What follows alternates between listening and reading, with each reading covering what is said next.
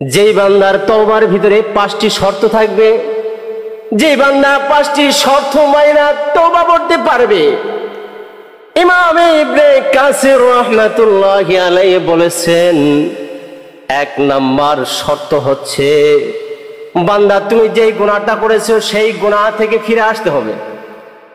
ওই গুনাহ আর করব না, এর থেকে ফিরে আসা লাগবে।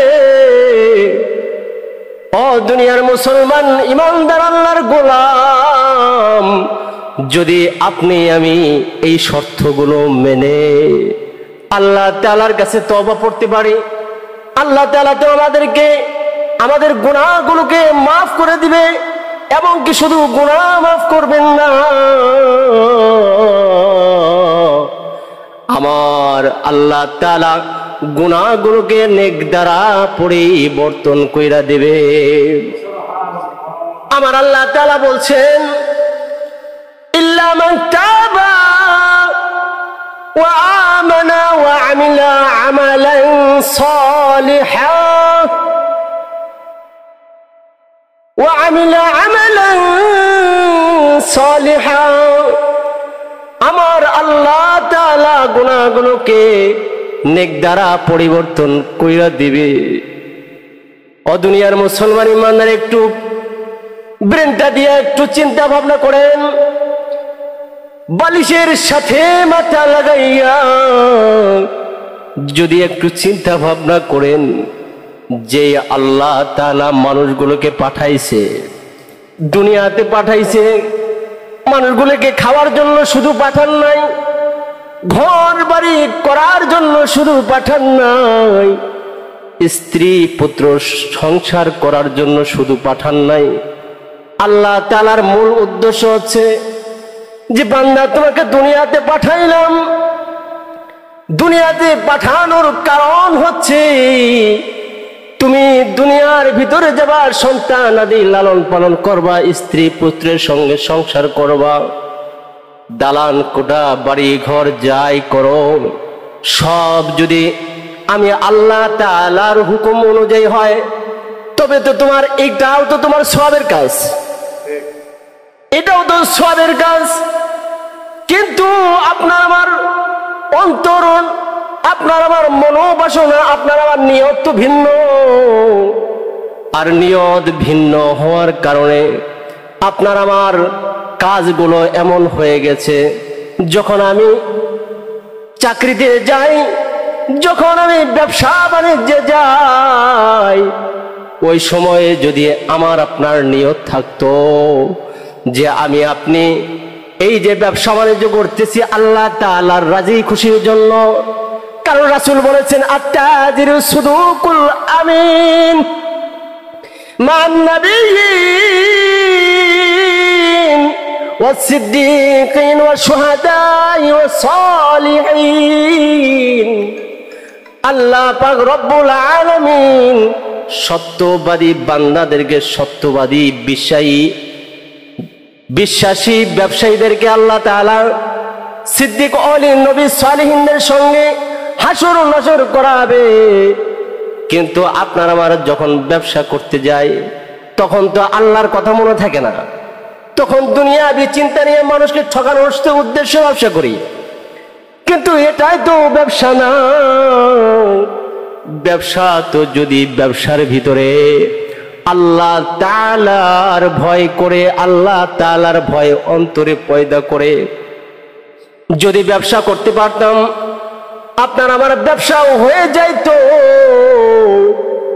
আপনার আমার ইবাদত হয়ে যাইতো, আপনার আমার দুনিয়াবি খায়েশ হইতো, আল্লাহ তাআলার হুকুমও পালন হইতো, আল্লাহ তাআলার হুকুম পালন অর্থে আমাদের ইবাদতের ভিতরে সওয়াব হইতো।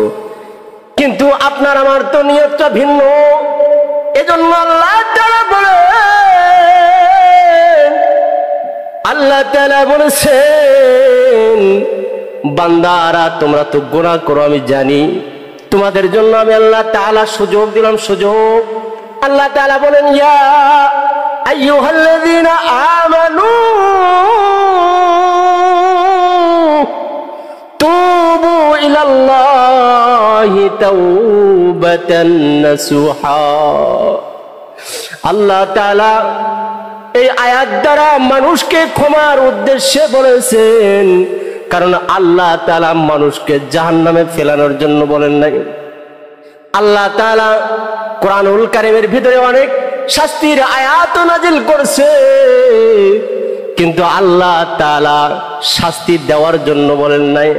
আল্লাহ তাআলা মানুষদেরকে ভয় দেখানোর জন্য শাস্তির আয়াতগুলো নাজিল করছে, যেন মানুষ শাস্তির আয়াতগুলো পাওয়ার পরে গুনাহ থেকে ফিরে থাকে। যদি কোনো বান্দা কোনো দুষ্টুটি কইরা ফেলায় আর এটা যদি বাড়তেই থাকে, আল্লাহর কোরআনের একটি আয়াত দিয়ে যদি শাস্তি দেওয়া হয়, আল্লাহ তাআলা বলছে তাকে শাস্তি দাও, যেন একটি শাস্তি দিলে মানুষগুলো সতর্ক হয়ে যায় যে হায় হায়, আল্লাহ তাআলার কোরআনের আইন দিয়া যদি বাস্তবায়ন করে আমারও তো এই অবস্থায় হবে, আমারও তো এই অবস্থায় হবে। চুরি করলে হাত কেটে দিবে আমারও। আল্লাহ তাআলা চুরির আয়াত কিন্তু মানুষকে হাত কাটার জন্য নাজিল করেন নাই, মানুষকে ভয় দেখানোর জন্য দিছে, যেন মানুষ এই আয়াত পাওয়ার পরে আর চুরি না করে। এজন্য আল্লাহ তাআলা বলেন, আমি বান্দাকে ভয় দেখানোর জন্য এই আয়াতগুলো নাজিল করেছি, যেন বান্দারা ভয় পায়া আমি আল্লাহর কাছে তওবা পড়ে, যারা আমি আল্লাহর কাছে তওবা করবে, খাঁটি দিলে তওবা করবে, আমি আল্লাহ ওই সমস্ত বান্দাকে মাফ কইরা জান্নাতের উপযোগী কইরা দেব। আমার আল্লাহ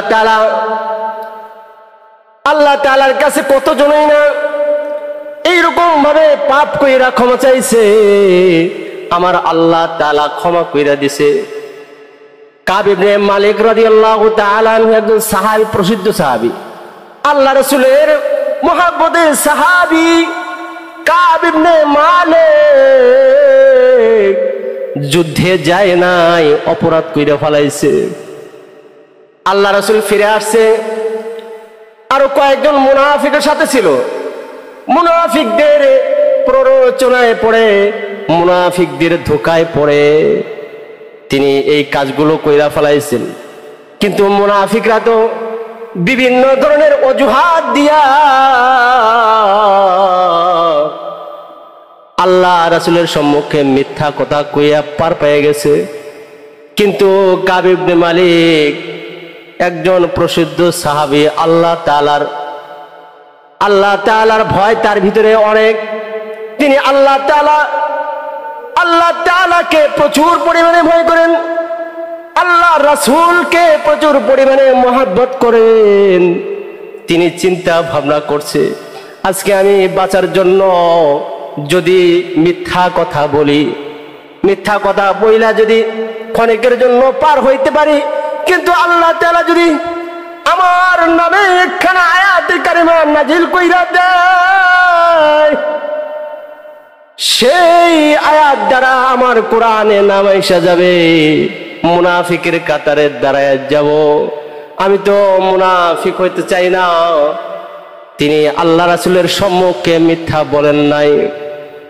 যখন সত্য কথা বলছে, আল্লাহ রাসূল এমন শাস্তি দিছে যে 50 দিন পর্যন্ত কাব ইবনে মালিক হেলাল ইবনে উমাইয়ার সাথে, ও সাহাবীরা তোমরা আর কথা বলবা না, তাদেরকে বয়কট করা হলো। ও দুনিয়ার মুসলমান ইমানদার, একটু খেয়াল করেন, একবার যুদ্ধে না যাওয়ার জন্য প্রসিদ্ধ সাহাবীরা যদি 50 দিন বয়কট হইতে পারে, চিন্তা ভাবনা করেন আপনারা আমরা আল্লাহ তাআলার কত হুকুম খেয়ানত করি। আল্লাহ তাআলা তো, আল্লাহর নবী যদি এখন আমাদেরকে দেখতো, তাহলে তো আমাদের এই গুনার দরুন আমাদেরকে মনে হয় চিরতরে বয়কট কইরা দিত। মুসলমান হিসেবেও স্বীকৃতি দিতেন না, কারণ আমাদের গুনার পরিমাণ এত পরিমাণে গুনাহ করছি, এত পরিমাণে গুনাহ করছি, আমাদের আমলের কোনো বালাই নাই, শুধু গুনাহ আর গুনাহ, শুধু গুনাহ আর গুনাহ। আল্লাহ রাসূল দেখা তো আমাদেরকে লা শুকরিয়া আদায় করতো না, কইরা দিত। যদি আমাদেরকে উম্মত হিসেবে স্বীকৃতি না দিত, কিন্তু এটাও তো চিন্তা করা দরকার যে আল্লাহ রাসূল এখন নাই, তাতে কি হয়েছে? আল্লাহ রাসূলের তো সাক্ষাৎ হবে কিয়ামতের ময়দানে, কবরের ভিতরে। যদি আল্লাহ রাসূল আপনার আমার সম্মুখে সাক্ষাৎ হইয়া যদি আপনার আমার জন্য সুপারিশ না করে, আপনার আমার জন্য উম্মতের স্বীকারোক্তি না দেয়, আপনার আমার অবস্থা কি হবে চিন্তা করেন। আমাদের চিন্তা করা উচিত, আমাদের চিন্তা করা উচিত যে আমরা গুনাহ করছি।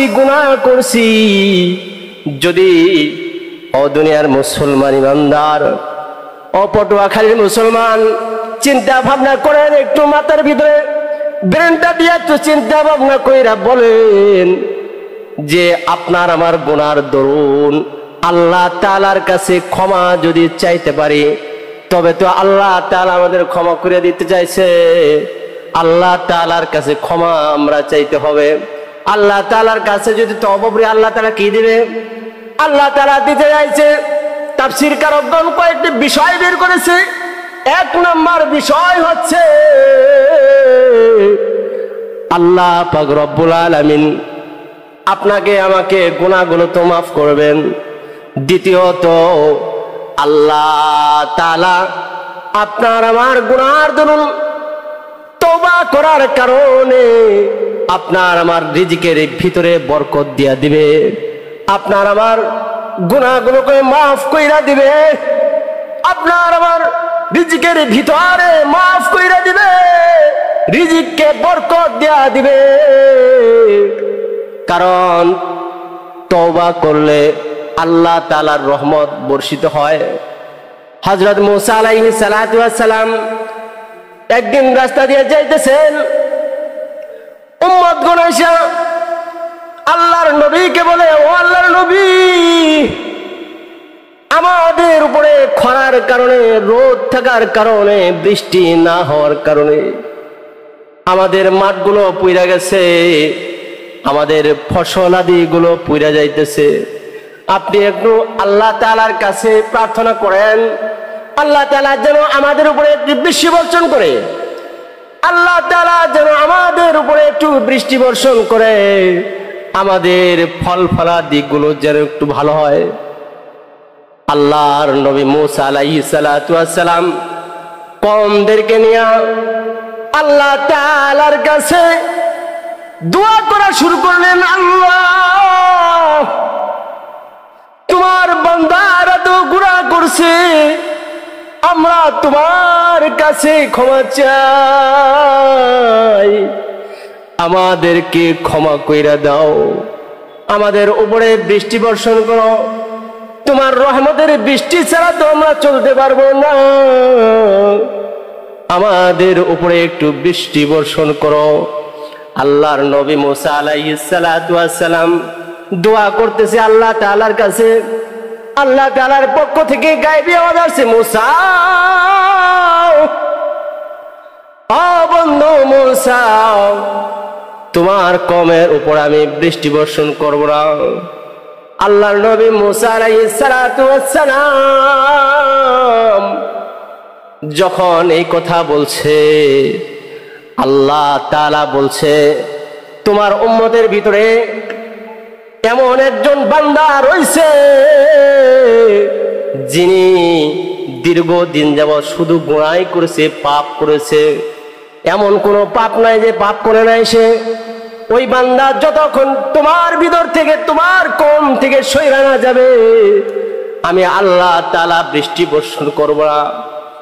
আল্লাহর নবী আল্লাহর কথা শুই না, আল্লাহর নবী বলছে, হায়, আমার এই মজলিসের ভিতরে কে আছো? উঠা যা, তোর কারণে বৃষ্টি হয় না। তোর মতো পাপী যদি মজলিসের ভিতরে থাকে, তোর দোয়া আল্লাহ তাআলার দরবারে কবুল হবে না। যখন এই কথা বলছে, আল্লাহর বান্দা গুনাহ করছে, তার ভিতরে অনুশোচনা আসছে। হায়, গুনাহ তো করছি গোপনে, আজকে যদি আমি এই মজলিস থাইকা উঠা যাই, তবে তো মানুষের ভিতরে আমি কালার হয়ে যাব, মানুষে আমাকে পাপিষ্ঠ বলবে। আল্লাহর বান্দা যখন মনের ভিতরে অনুশোচনা আসছে, হায় আমি তো মানুষের কাছে কালার হয়ে গেলাম, এখন যদি উঠা যায় তবে মানুষ আমাকে গুনাহগার হিসেবে চিনবে। মনের ভিতরে আল্লাহ তাআলার ভয় আয় না, আন্তরিকতার সহিত বলতেছে, আল্লাহ গুনার দরুন তোমার কাছে ক্ষমা চাই, তোমার কাছে ক্ষমা চাই, আর কখনো গুনাহ করব না। আমার গুনাহগুলোকে মাফ করে দাও, জীবনে যত গুনাহ করেছি আর গুনাহ করব না।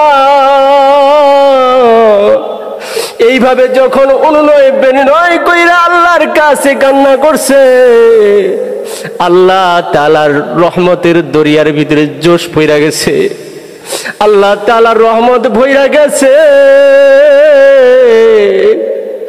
আল্লাহ তাআলা বান্দার মনের আকৃতি দেখা, মনের বাসনা দেখা আল্লাহ তাআলা বান্দার গুনাহগুলোকে মাফ কইরা দিছে। আল্লাহ তাআলা বান্দার গুনাহগুলোকে মাফ করে দিছে। সঙ্গে সঙ্গে বৃষ্টি নামা শুরু হয়ে গেছে। আল্লাহ নবী মুসা আলাইহিস সালাম অবাক হয়ে গেছে, হায় হায় আমার তো ইজ্জত শরম সব গেল। আল্লাহ তাআলা তো এই মুহূর্তে বললে বান্দা গুনাহগার আছে, বৃষ্টি দিবেন না, কিন্তু আল্লাহ তাআলা তো আবার বৃষ্টি দিলেন। আল্লাহ তাআলার কি কুদরত! আল্লাহ তাআলার কাছে ফরিয়াদ করলে, আল্লাহ তোমার কুদরত তো আমি কিছুই বুঝলাম না। তুমি বললা মজলিসের ভিতরে আছে একজন পাপিষ্ঠ, তুমি পাপিষ্ঠর কারণে বৃষ্টি বর্ষণ করা বন্ধ কইরা দিছো, কিন্তু তুমি আবার হঠাৎ করে বৃষ্টি দান করলা, বুঝলাম না তোমার কারিশমা। আল্লাহ তাআলা বলেন, ও মুসা শোনো শোনো, আমার যেই বান্দা গুনাহ করেছে, আমার কাছে তওবা করার কারণে তার আন্তরিকতা, আমার ভয় তার দিলের ভিতরে এত জন্মেছে, তার ভয় জন্মার কারণে, তওবা করার কারণে আমি আল্লাহ তার সমস্ত গুনাহগুলোকে মাফ কইরা দিছি। আমার ওই বান্দার জন্য আমি বৃষ্টি বর্ষণ করছি, আমার ওই বান্দার জন্য আমি বৃষ্টি বর্ষণ করছি। কারণ যেই বান্দারা আমি আল্লাহর কাছে তওবা পড়ে সারা জীবন গুনাহ করছে, সারা জীবন মদ খাইছে, সারা জীবন গুনাহ কইরা বেড়াইছে, জিনা কইরা বেড়াইছে, সারা জীবন সুদ খাইয়া ঘুষ খাইয়া বেড়াইছে, আমি আমার নাফরমান বান্দাগুলোর প্রতি চায় থাকি যে কখন আসবে আমার নাফরমান বান্দারা, আয় আয় আয়। আল্লাহ তাআলা তো এইভাবে ডাকতে থাকে। আল্লাহ তাআলা শেষ রাত্রিতে প্রথম আসমানে নাইবা, আল্লাহ তাআলার রহমত বান্দাদের প্রতি ডাকতে থাকে, বান্দারা আয় আয়, গুনাহ করছিস, তোদেরকে আমি মাফ করে দিতে চাই। আল্লাহ তাআলা মাফ করে দিতে চায়। ও মদখোর বাবাজিরা শোনো, ও ঘুষখোর বান্দারা শোনো, এখনো সময় আছে। যদি আপনি আমি আল্লাহর কাছে তওবা করতে পারি, আপনার আমার গুনাহগুলোকে আল্লাহ তাআলা মাফ করে দিতে বলছেন। আল্লাহ তাআলা মাফ করে দিবেন, ওয়াদা দিয়েছেন। আল্লাহ তাআলা রহমত দিবেন এটাও বলছেন। এত কিছু শোনার পরে আপনার আমার দিলের ভিতরে যদি কিঞ্চিত পরিমাণ অনুশোচনা না আসে, আপনার আমার মতো এইরকম তো কপাল পোড়া বান্দা আর কেউ হবে না। যদি আল্লাহ তাআলার রহমত পাইতে চাও বান্দা, আল্লাহ তাআলার রহমত পাইতে চাও, তবে আল্লাহ তাআলার কাছে বেশি বেশি তওবা পড়ো। আল্লাহ তাআলা আরেকটি পুরস্কার দিবেন। কেমন পুরস্কার? আল্লাহ তাআলা বলেন, ওয়াল্লাযীনা ইউজজাউনাল গুরফাতা বিমা সাবারু ওয়া ইউলাক্কাউনা ফিহা। আমার যেই বান্দারা তওবা করবে ওই সমস্ত বান্দাদের জন্য আমি জান্নাত তৈরি করে রাখছি। কেমন জান্নাত তৈরি করে রাখছে? আল্লাহ রাসূল বলেছেন, আমার যেই বান্দা, আমার যেই উম্মত কিঞ্চিত পরিমাণ ঈমান নিয়ে মৃত্যুবরণ করবে, ওই সমস্ত উম্মতদেরকেও আল্লাহ তাআলা এই দুনিয়ার সমান 10 দুনিয়া পরিমাণ জান্নাত আল্লাহ তাআলা সেই উম্মতকে দান করবে। সুবহানাল্লাহ। আল্লাহ তাআলা আমাদেরকে দিবেন এমন জান্নাত। ওই বান্দার কপাল তো ভালো, যেই বান্দা এত কিছু কুরআন হাদিস শোনার পরেও শুই না নিজের আমলকে পরিবর্তন করে, ওই সমস্ত বান্দা তো আল্লাহ তাআলার কাছে প্রিয় হইয়া জান্নাতে চইলা যাবে। আর যে সমস্ত বান্দারা আল্লাহ তাআলার কুরআনুল কারীমের আলোচনা শুই না নিজের ভিতরে আমলের পরিবর্তন করবে না, আল্লাহ তাআলা ওই সমস্ত বান্দাদের জন্য এমন জাহান্নাম তৈরি কইরা রাখছে, যে জাহান্নামের ভিতরে এক একটা করে ফেরেশতার ঘাড় হবে। এক ঘাড় থেকে আরেক ঘাড়ে যাইতে 2 কিলোমিটারের রাস্তা। আল্লামা ইবনে কাসির রাহমাতুল্লাহি আলাইহি তাফসীর ইবনে কাসিরের ভিতরে একটি হাদিস উল্লেখ করেছে যে জাহান্নামীরা জাহান্নামের দরজায় যাওয়ার সঙ্গে সঙ্গে এইরকম 4 লক্ষ ফেরেশতা দেখবে, যেই ফেরেশতাগুলোর চেহারা কালো কুৎসিত, চোখগুলো বড় বড় আগুনের ফুলকি ছুটছে। জাহান্নামীরা এই সমস্ত ফেরেশতার চেহারা দেখার সঙ্গে সঙ্গে হতাশ হয়ে যাবে। হায় হায়, দুনিয়ার ভিতরে কি এমন গুনাহ করছি, যদি গুনাহ না করতাম তবে তো আমাদের এই জাহান্নামের কিনারায় আসা লাগতো না।